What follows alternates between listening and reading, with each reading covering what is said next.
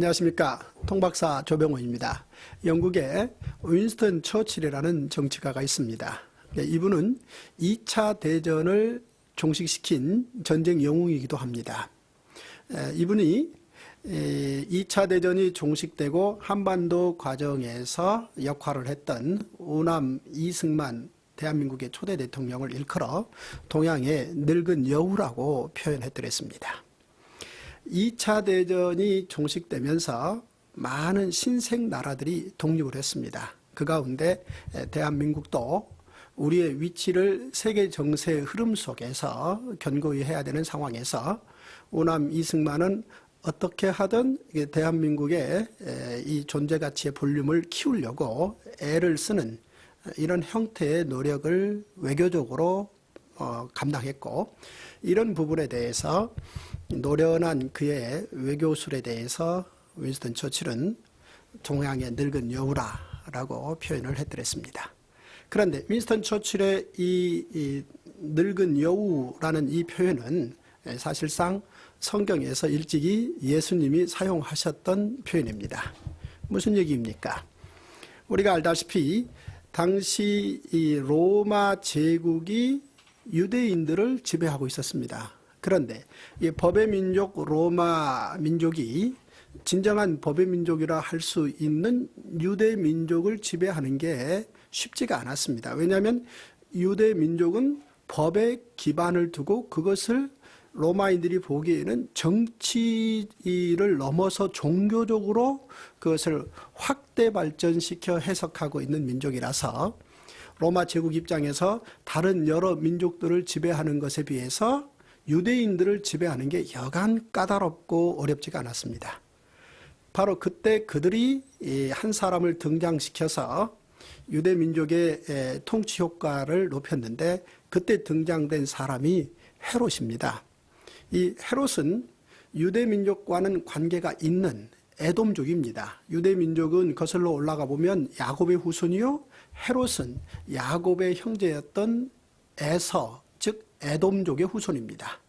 바로 에돔족의 후손인 헤롯을 등장시켜서 유대 민족을 컨트롤하게 한 것이죠. 그러면서 로마 제국의 통치 효과를 높였던 것입니다.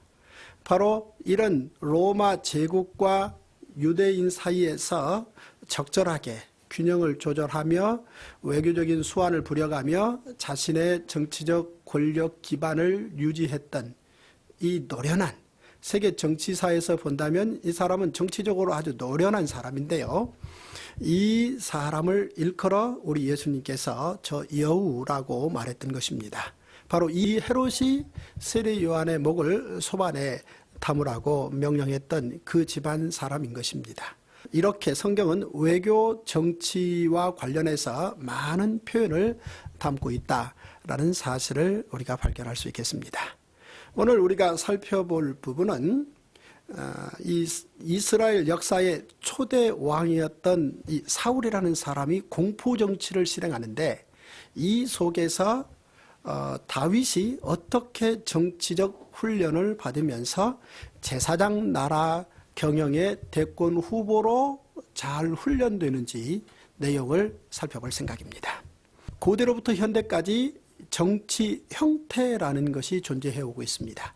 민족이 국가를 만들어서 경영할 때 어떤 형식으로든 정치 형태에 기반을 두고 국가를 경영하게 되는데, 현대의 정치 형태는 민주주의를 우리가 선택하고 있습니다. 민이 주인이라는 이 생각을 바탕으로 선거를 통해서 국가 권력을 소유케 하며 유지시키는 방식으로 정치 형태를 삼고 있습니다. 그런데 거슬러 올라가 고대에서 살펴볼 것 같으면, 고대에는 크게 말해 두 가지 형태의 정치 형태를 볼 수 있습니다. 고대에는 두 가지 정치 형태가 존재했습니다. 하나는 제국 정치이고 하나는 제사장 나라 정치입니다. 그런데 이 제국의 정치 형태의 기본 특징은 자국민들에게는 관용적이되 자신들이 지배하는 타 민족에 대해서는 공포 정치를 할 수밖에 없었다라는 특성을 가지고 있습니다. 예를 들어서 세계 최초의 대제국이었던 아수르의 경우 그 왕들의 기록들을 살펴볼 것 같으면 자신들이 얼마나 제국주의 정치에 충실했는가를 보여주는 대목이 있는데요. 예를 든다면 아수르의 왕의 통치 조서 가운데 들어있는 한 내용이 바로 이런데요. 자신이 타 민족에 대한 귀족들을 얼마만큼 압박했으며 이를테면 3,000명 가량을 죽였으며 또 병사들의 귀를 잘랐으며 또 혹은 어떤 처녀를 통째로 구웠으며 이런 표현들을 자랑스럽게 적어놓고 있다는 얘기죠. 다시 말해서 제국을 이루기 위해서 얼마만큼의 공포정치를 과감하게 실행했는가를 적어놨다는 얘기입니다.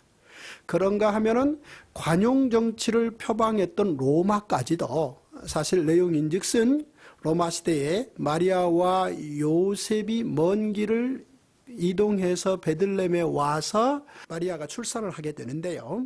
이 자체가 로마의 초대 황제 옥타비아누스가 세금을 효과적으로 걷어들이기 위해서 어떤 대상도 예외 없이 즉 임산부까지도 호적을 하라라는 이 강한 명령에 의해서 베들레헴까지 오게 되었다라는 사실을 우리는 그 한 제국의 공포정치의 예로 들 수 있겠습니다.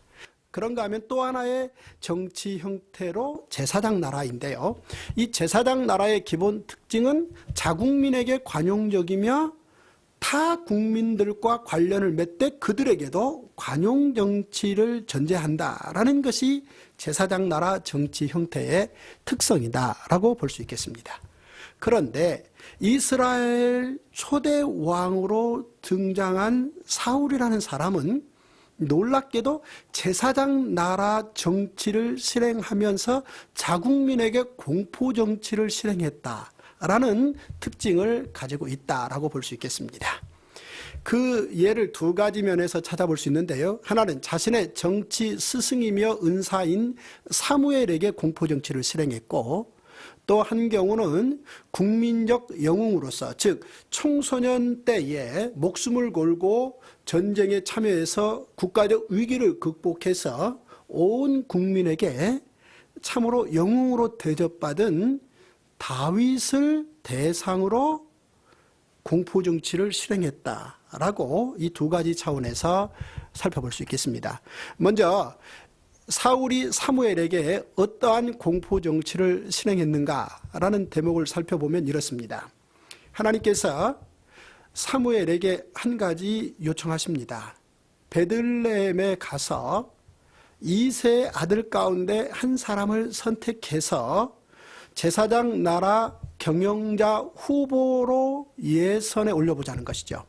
그런데 이 요청을 받은 사무엘이 하나님 앞에 저 갈 수 없습니다 라고 하나님의 명령에 대해서 거부의 뜻을 밝힙니다. 그런데 바로 뒤이어서 자신이 갈 수 없는 이유를 밝히는데 사울이 자신이 베들레헴에 갈 것 같으면 알고 죽일 거라는 것입니다. 무슨 얘기입니까? 벌써 사울 왕은 사무엘의 행동 하나하나를 정치적으로 해석하고 있다는 것이죠. 사무엘이 어떤 형식으로든 정치 권력 변동을 이끌어낼 수 있는 위치에 있는 사람이라 이 사무엘의 정치적 행보에 대해서는 어떻게 하든 막겠다. 즉 사무엘을 죽여서라도 막겠다라는 확고한 의지가 사울에게 있었다는 것입니다. 이 부분을 사무엘이 분명히 감지했는지라 자신이 이 일을 실행하는 과정에서 죽는 것이야 어찌 보면 두렵지 않지만 문제는 자신이 하나님의 명령을 실행하는 가운데에서 예선자로 뽑아놓은 그 대상도 사울이 가만두지 않을 것이다 라는 나름대로의 판단 속에서 사무엘은 하나님 앞에 참 곤란한 명령입니다 하면서 주저했다는 것이죠. 이에 대해서 우리 하나님께서는 사무엘의 그 말을 엄살로 취급하지 아니하시고 사무엘이 정확하게 상황 판단을 했다라는 전제하에 우리 하나님께서 사무엘에게 그러면 암송아지 한 마리를 끌고 베들레헴에 가서 제사하러 왔다라는 종교 행사의 형식을 취하고 이 중요한 정치적 선택의 결단을 옮겨 놓으라라는 요청을 하게 되는 것입니다. 그만큼 사무엘도 우리 하나님께서도 인정할 만큼의 사울의 공포 정치는 무서웠다는 것입니다. 또 이 장면을 사실은 아주 쓸쓸한 장면이다라고 우리는 해석해 볼 수 있겠습니다. 우리 하나님께서 사무엘에게 암송아지 한 마리를 끌고 사울의 눈을 좀 피해가라는 이런 방안을 내놓으신 것에 대해서 그 부분을 읽는 저희들이 좀 안타까움을 금할 길이 없습니다.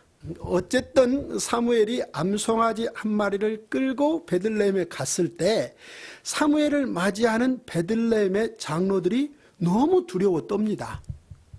왜 떨고 있는 것입니까? 당시 너무 추운 겨울이고 아마 영하 19도, 20도 정도 되어서 떠는 것입니까? 아닙니다. 사실 실제 정치 온도는 그보다 더 훨씬 낮은 추위를 만들어내고 있었다는 것입니다. 그 장로들이 사무엘에게 묻습니다. 평강을 위해서 오시나이까?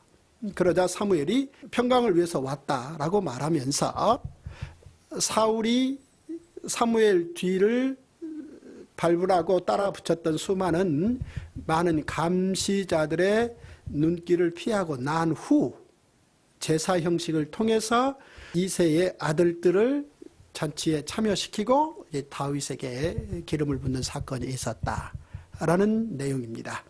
이렇게 사울의 공포 정치는 사무엘과 주변 사람들을 두려워 떨게 했다라는 하나의 예를 살펴봤고요. 또 하나 사울의 공포 정치는 국민 영웅 다윗을 떨게 했다는 것이죠. 다윗이 누구입니까? 다윗이 어린 청소년기에 골리앗과 싸울 때 하나님의 명예를 위해서 목숨을 건 사람입니다.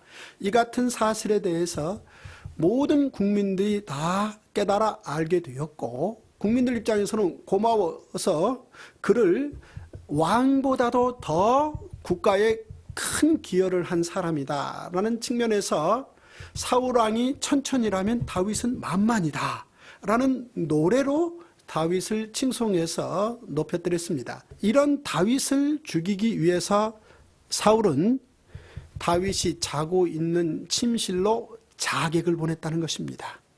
사실 사울은 다윗을 자신의 사위로 삼아놓고도 그리고 자신의 딸과 다윗이 아주 좋은 부부관계를 현재 유지하고 있음에도 불구하고 바로 그곳에 자객을 보내서 다윗을 죽이려고 했다. 자, 그러면 왜 이렇게 사울은 공포정치까지 실행하는 것입니까? 그것은 권력을 진정한 봉사의 수단으로 인식하지 못하고 이것을 개인을 위한 사유와 재산 목록으로 그는 이미 마음속에 뿌리가 박혀 있기 때문인 것이죠. 권력이란 무엇입니까?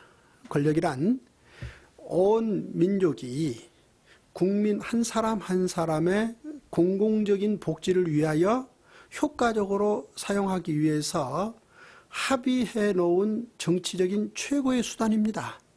이것은 결코 어느 개인이 사유화해서는 아니 되는 항목인 것이죠. 그런데 이미 사울은 이 권력을 자신과 자신의 가문이 계속 이어가야 될 재산 목록화했다는 것입니다. 적어도 제국이 아닌 제사장 나라에서는 더욱더 권력을 사유화해서는 안 되는 것이죠. 바로 이런 상황에서 우리 하나님께서는 사무엘을 통해서 다윗을 예선 후보로 올려서 제사장 나라 국가 경영에 아주 튼실한 사람으로서 훈련하기 위한 시작을 하신 것이죠. 그러면 왜 하나님께서 다윗을 제사장 나라 경영자로서 예선에 선발하셨는지 그 이유를 생각해 볼 필요가 있겠습니다. 그 이유는 다윗이 목동 시절에 아버지의 양을 돌보는데 최선을 다해서 어느 정도 최선을 다했느냐? 그는 곰과 사자와 싸우기까지 최선을 다했다는 것이죠. 사실은 곰과 싸운다는 것, 사자와 싸운다라는 것은 두 가지를 확실하게 갖춰야 되는데요. 첫째는 용기와 둘째는 사자와 싸워서 이길 수 있는 도구, 즉 물매를 돌릴 수 있는 최고의 선수여야 된다는 것이죠. 그런데 물매 돌리기 위한 선수가 되려면 손에 피가 날 정도의 반복 훈련을 통해서 정확도를 높이는 거 아니겠습니까? 그런데 이런 노력까지 해서 다윗은 그 물매 솜씨를 가지고 아버지의 양을 지키기 위해서 곰과 사자와 싸웠다는 것이죠. 이 전체 모습을 아마도 하나님께서 관찰하시면서 자기 아버지 소유를 지키기 위해서 다윗이 저렇게 노력하고 애를 쓰는 사람이라면 바로 저 친구에게 이 다음에 내 나라를 맡기면 내 나라를 지키기 위해서도 저렇게 최선을 다하지 않겠는가라고 판단하셨지 않았겠느냐라고 생각을 해봅니다. 이것이 아마도 하나님께서 다윗을 국가 권력자로서 예선에 올린 이유 중에 하나이고, 여기에 또 한 사람이 다윗을 국가 통치자로 예선에 올라갈 사람으로 적임자라고 판단한 사람이 있습니다. 바로 요나단입니다. 이 요나단은 사울의 아들인데요, 워낙 인품이 훌륭하고 사실 어느 뭐로 보나 아버지 뒤에 권력을 이었을 때 아버지와는 비교가 안 될 정도의 새로운 정치를 이끌 수 있는 충분한 조건과 자질을 갖춘 사람이다 라고 판단되어지는데요, 이런 요나단이 오히려 자기보다는 다윗이 이 다음에 국가 통치자가 되었으면 하는 강력한 바람을 표현했다는 것이죠.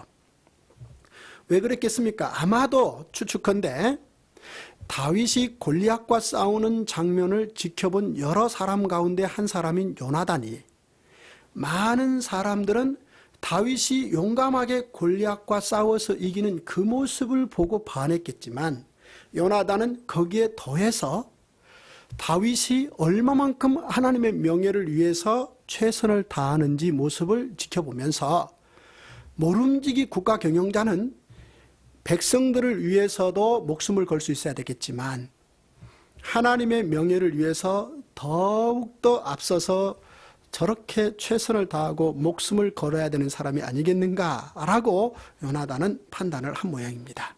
따라서 요나단은 자신보다도 더 효과적인 국가 경영자로서 다윗이 적합하다, 이렇게 판단을 하게 되었고, 다윗이 골리앗과 싸우는 그 순간부터 요나단 자신의 생명이 다하는 그 시간까지 최선을 다해서 다윗을 지지하고 다윗이 좋은 통치자로 훈련받을 수 있도록 도왔다라는 사실을 성경은 우리에게 보여주고 있습니다.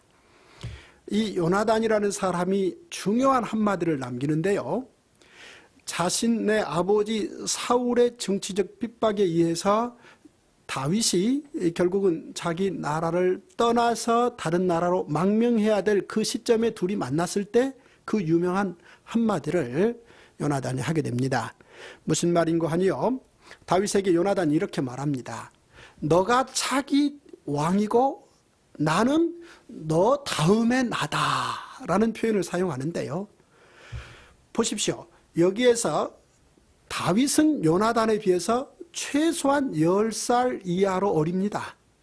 그렇다면 다윗이 권력을, 그 당시 권력이라는 것은 4년이나 5년마다 바뀌는 지금과 같은 제도화된 장치의 권력이 아니고, 한번 왕의 자리에 앉게 되면 죽는 순간까지 그 권력자로서 통치자의 자리에 앉아 있는 거 아니겠습니까? 그러면 다윗이 죽고 난 후에 자신이 왕이 된다, 이런 표현은 결국은 자신은 통치자로부터 멀어지는 것이고, 다윗 너가 이 국가를 경영할 제사장 나라의 통치자로서 가장 적임자다라는 단정적인 말이라고 볼 수 있겠습니다.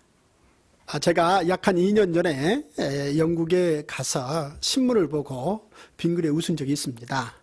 내용인즉슨 영국의 찰스 황태자가 60의 생일잔치를 했다는 내용이 신문 한 면에 나와 있는데 바로 그 옆면에 전면에 걸친 만화가 있었는데 이 만화에 보면 찰스 황태자가 자기의 60회 생일을 마감하고 찾아간 곳이 실업자가 직업을 구하는 사무소를 찾아갔다는 거죠. 근데 그 만화에 볼 것 같으면 많은 사람들이 줄 서 있고 맨 뒤끝에 찰스 황태자가 서 있는 모습이죠.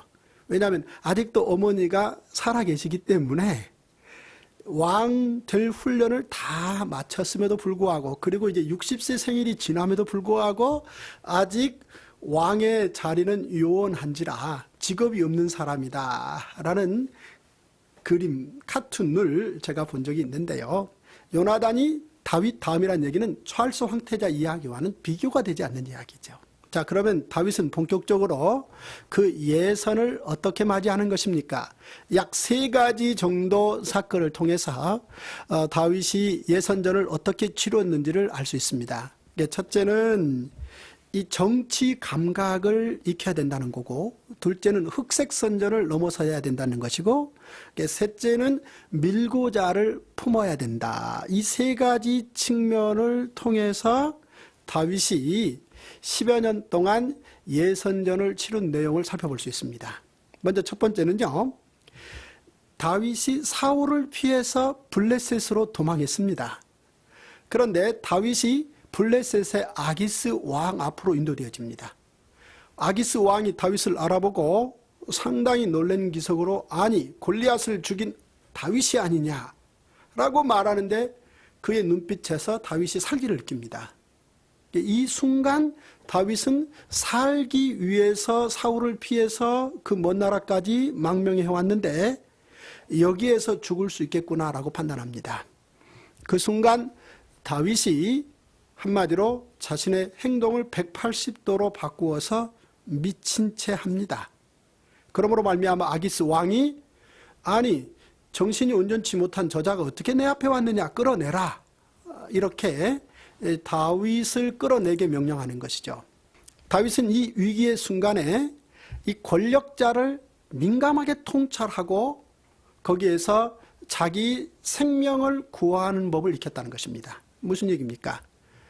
모름지기 권력자는 상대와 싸워서 이기는 방법을 선택하지 정신이 온전치 못한 상대를 죽이는 법은 거의 없다는 것이죠. 다윗은 이 아기스가 위협하는 이 험한 상황에서 자신의 목숨을 구할 수 있는 아주 확실한 정치 감각을 익히는 계기였다라고도 볼 수 있겠습니다. 그런가 하면 다윗은 나발이라는 사람을 만나는 사건을 통해서 흑색 선전을 뛰어넘는 법을 배웁니다. 다윗이 사울의 공포 정치를 피해 숨어 다닐 때 나발의 목자들을 도와서 큰 도움을 준 적이 있습니다. 이 일로 말미암아 다윗은 굶주리고 춥고 힘든지라 나발에게 도움의 손길을 요청한 적이 있습니다. 그런데 돌아온 이야기는 도망 나간 종을 어떻게 도와주리야라는 표현을 다윗에게 전달합니다. 이 말은 내용인즉슨 이렇습니다. 당시 고대 사회에서 도망 나간 종은 어떤 절차 없이 죽여도 정당한 것이죠. 따라서 다윗에 대해서 사울 왕으로부터 도망 나온 종인지라 너는 절차 없이 죽어야 되는 그런 사람인데 내가 너를 어떻게 도울 수 있겠느냐라고 심한 모욕을 주었던 것이죠. 나발이 이런 생각을 갖게 되었던 것은 사울 왕의 공포정치의 한 수단입니다. 당시 공포정치를 사울은 2가지 방식으로 사용하는데요. 하나는 직접적인 폭력과 하나는 간접적으로 흑색 선전을 통해서 실행하는 것이죠.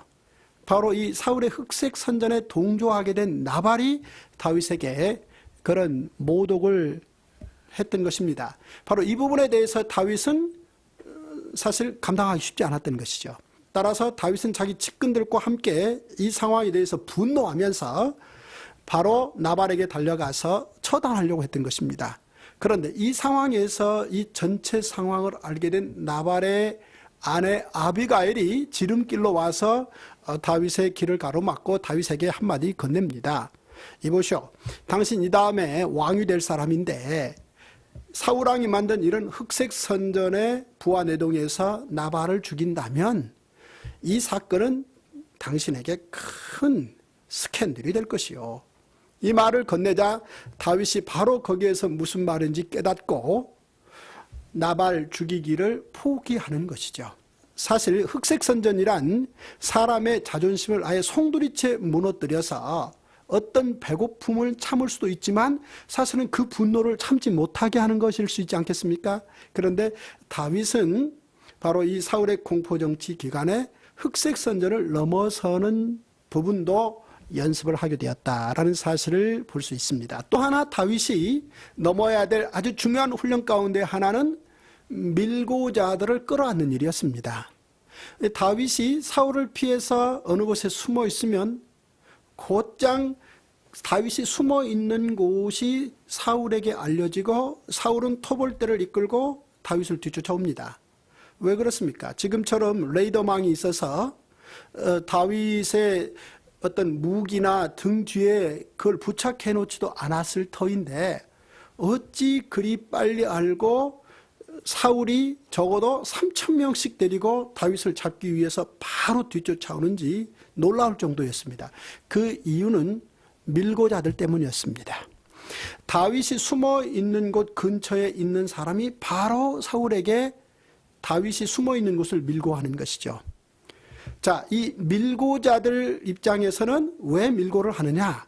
만약 다윗이 숨어 있는 곳이 자기 집 근처인데 그 같은 사실을 사울에게 알리지 않을 것 같으면 사울은 이 부분에 대해서 다윗의 협조자로 알고 결국은 처단한다라는 것. 이것이 온 나라의 기본적인 공포정치 분위기였던 것입니다. 따라서 다윗 입장에서는 바로 자신을 밀고 하는 그 사람들도 국민이라는 사실.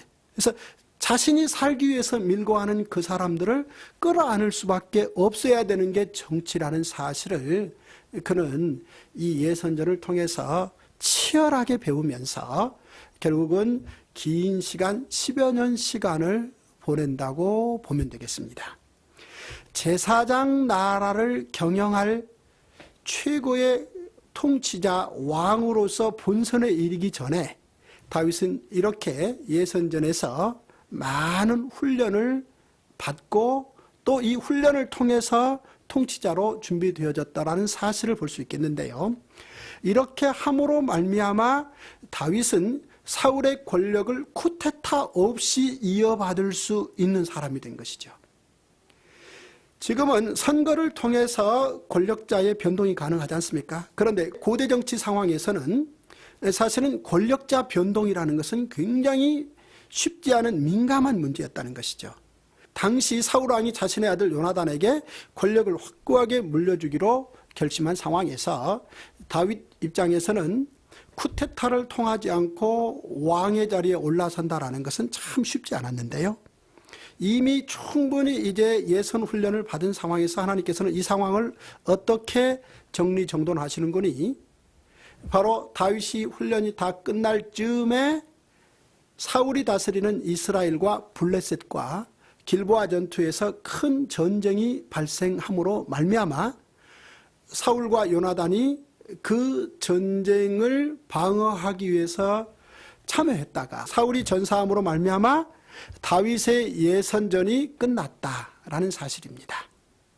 한 사람이 평범하게 한평생을 살기 위해서도 많은 준비를 해야 될 것입니다. 하물며 한 사람이 한 시대를 이끌 수 있는, 그것도 제사장 나라의 사명을 감당하는 통치자로서의 준비 과정이 이렇게 참으로 쉽지 않았었다. 하지만 다윗은 이 예선을 잘 통과했다라는 사실까지 오늘 살펴보았습니다. 이제 다음 시간에는 이렇게 예선을 통과한 다윗이 제국과는 다른 제사장 나라 경영을 어떻게 잘 감당하는지 내용을 살펴볼 것입니다. 감사합니다.